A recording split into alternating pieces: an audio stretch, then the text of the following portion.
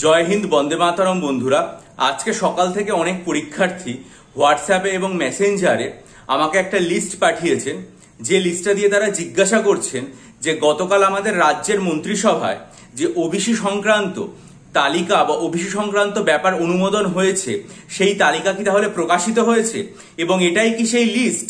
আমি লিস্টটা ভালো করে দেখলাম এবং লিস্টটা দেখার শুরুতেই যেটা রয়েছে সেটা হচ্ছে লিস্ট অফ ওবিসি এ এবং ওবিসি বি। যাদের এই তালিকাটা দেখা সবার প্রথমেই এইটা চোখে পড়বে, তারাই খুব স্পষ্টভাবে বুঝতে পারবেন যে এই লিস্টটা কোনো অবস্থাতেই গতকাল মন্ত্রিসভায় যে অনুমোদিত হয়েছে সেই তালিকা নয়, বরং এটা অনেক পূর্ববর্তী তালিকা, যেটা রাজ্যের অনগ্রসর শ্রেণী দপ্তর যেটা রয়েছে তাদের ওয়েবসাইট থেকে এটা নামানো হয়েছে। আপনারা যদি চলে যান সেখানে অনগ্রসর কল্যাণ দপ্তর যেটা রয়েছে তাদের কাছে গেলে দেখবেন সেখানেও এই তালিকাটা রয়েছে। এবং আরো একটা বড় কথা, এই যে তালিকাটা রয়েছে সেখানে ওবিসি এ এবং ওবিসি বি এর পাশাপাশি টোটাল কমিউনিটির সংখ্যা যেটা রয়েছে সেটা হচ্ছে 180।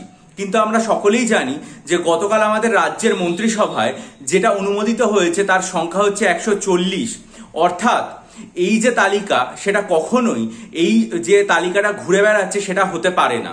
আর সবচেয়ে বড় কথা, গতকাল মন্ত্রিসভায় যেটা অনুমোদিত হয়েছে সেটা কখনোই এত দ্রুত ওয়েবসাইটে আপলোড হবে না। তার কারণ হচ্ছে মন্ত্রিসভায় সেটা শুধুমাত্র এখন অনুমোদিত হয়েছে।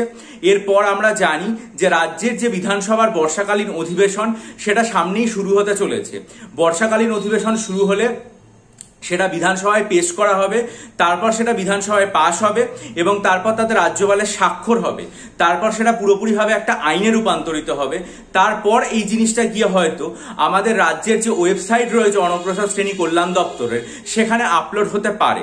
তারপর আমরা সেখান থেকে স্পষ্টভাবে জানতে পারবো যে এই 140টা কমিউনিটি কি কি রয়েছে।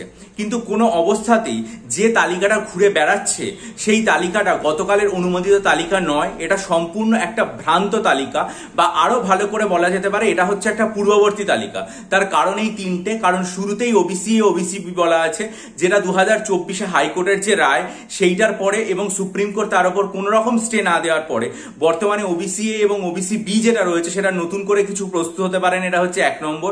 2 নম্বর যেটা, সেটা হচ্ছে অনুমোদিত হয়েছে গতকাল মন্ত্রিসভায় 140টা কমিউনিটি, এখানে রয়েছে 180টা কমিউনিটি। আর 3 নম্বর যেটা রয়েছে সেটা হচ্ছে বিধানসভায় পাস হয়ে রাজ্যপালের স্বাক্ষরের পর যখন এটা আইনে রূপান্তরিত হবে তখনই কেবলমাত্র এটা ওয়েবসাইটে আসবে, তার আগে অন্তত আসার সম্ভাবনা নেই। সুতরাং এটার দ্বারা কেউ ভ্রান্তভাবে পরিচালিত হবেন না। বহু পরীক্ষার্থী আমাকে উদ্বিগ্ন হয়ে জিজ্ঞাসা করছিলেন, তাই আমি ভিডিওটার মাধ্যমে স্পষ্ট করে বললাম। আশা করি এটা বুঝতে পারবেন যে এটা হচ্ছে ওই যে তালিকাটা রয়েছে পূর্ববর্তী, সেটা এটা নয়। ভিডিওটা ভালো লাগলে লাইক করুন, বন্ধুদের মাঝে ছড়িয়ে দিন। আপনাদের গুরুত্বপূর্ণ এবং মূল্যবান যে মতামত রয়েছে সেটা দিয়ে আমাকে ঋদ্ধ করুন এবং অবশ্যই চ্যানেলটা সাবস্ক্রাইব করে বেল আইকন প্রেস করুন। আর মনে রাখবেন যে সামনে আরআরবি এনটিপিসির পরীক্ষা রয়েছে, সেটার জন্য আমি আমার চ্যানেলে একটা ভিডিও করেছিলাম যেখানে 5টা মক টেস্টের কথা বলেছিলাম।